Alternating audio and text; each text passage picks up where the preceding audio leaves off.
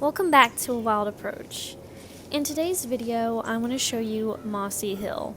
I have been wanting to do some gardening here for quite some time, but I had so much to do in my front yard that this area hasn't really been touched too much.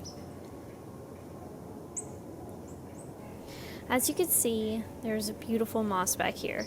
Most of this garden is part sun, but there are small pockets of 6 hours of sun here and there. There are bluestem grasses, goldenrods, panic grasses, asters, and pine trees. These are all volunteers.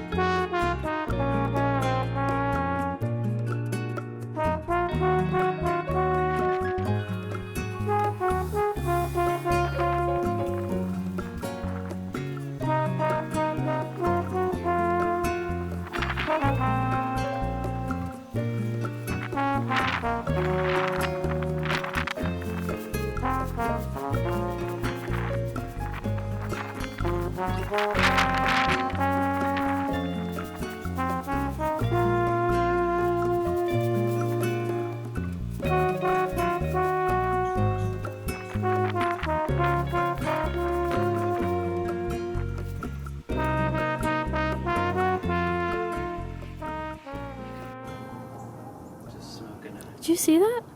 I think a yellow jacket just flew by me. Yeah, I thought I saw that too. Oh yeah, it is.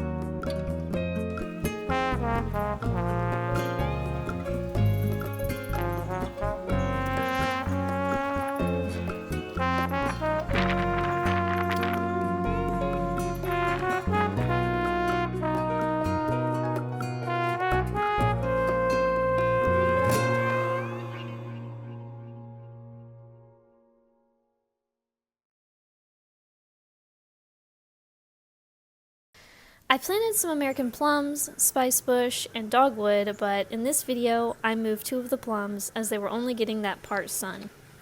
I left one because it was getting the 5 or 6 hours of sun and was growing much better than the other 2 where it was at.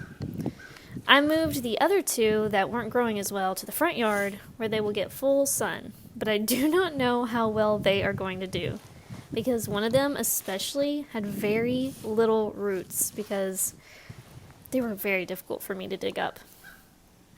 So we'll just have to see what happens.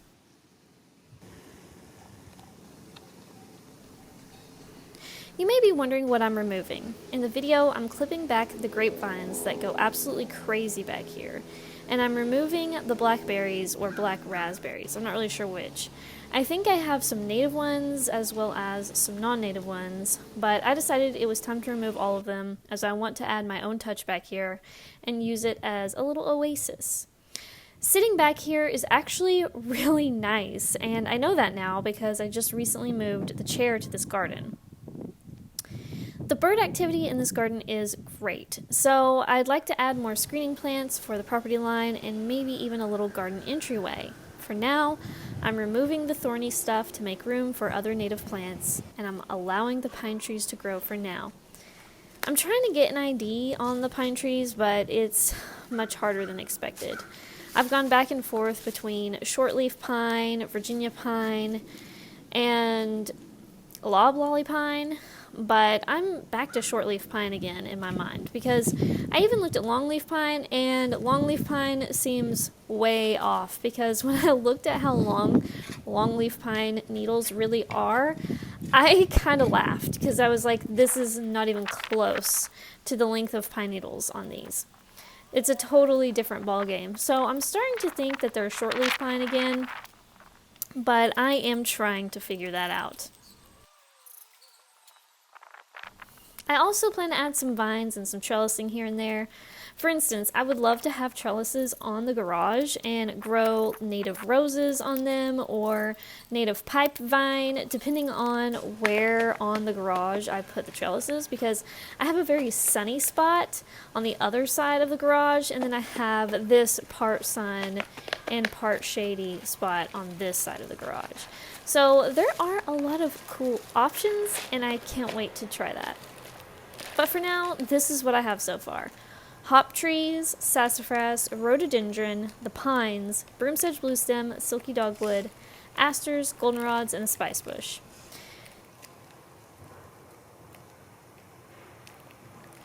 So if you don't know, hop trees are actually the host plant for the giant swallowtail butterflies where I live.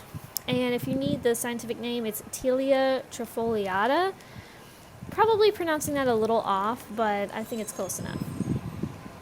And, fun fact, when I was planting all of these plants, the hop trees smelled so good. Not necessarily the trees themselves, but the root system that they had. So I was taking these out of the pot, and I was getting the soil off of the roots because I just recently started doing this so that the roots, when I plant something, I want those roots to interact with the native soil that I have as soon as possible, because I'm curious if this will make them do better. And so this time I was doing that. I was cleaning the roots off pretty thoroughly as possible. And as I was rubbing the roots of these hop trees, the smell was so amazing. It was so calming. I don't know how to describe it, but it made me stop. And I just sat there in the chair and I was just like calm, completely calm, not a care in the world. All I cared about was how good it smelled. And I thought that was so fascinating. So just so you know, hop trees are more than they look. They're actually a host plant for the largest butterfly we have in our area, at least here in East Tennessee, as well as the roots smell just really, really amazing. So they're really fun to plant. In fact, I kind of want to plant more because I just want to smell those roots again. But, and if you don't know about sassafras, sassafras is also a host plant for spice bush swallowtails. And I think it is a host plant for eastern tiger swallowtails as well. But sometimes I get confused about that and I'm not 100% sure.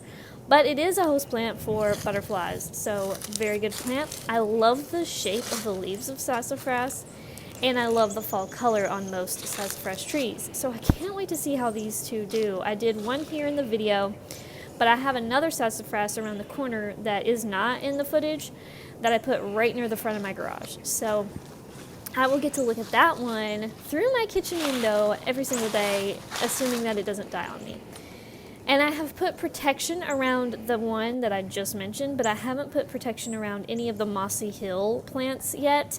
But I might need to, because I do have Delilah, the little rabbit, and she loves to go around and chewing things. So I may protect these really small plants that I just planted soon. I just haven't got around to it just yet.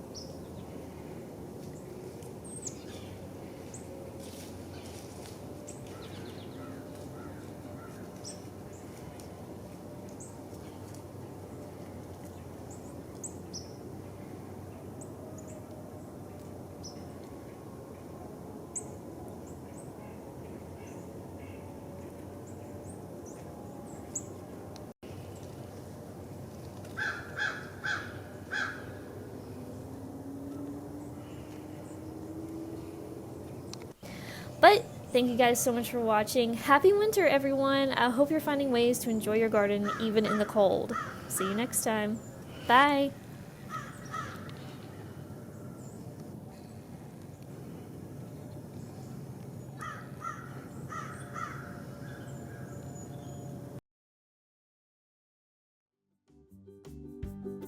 Stickers, paintings, and collector boxes. Available now at macylu.com. Thanks for supporting the channel and the wildlife habitat we create.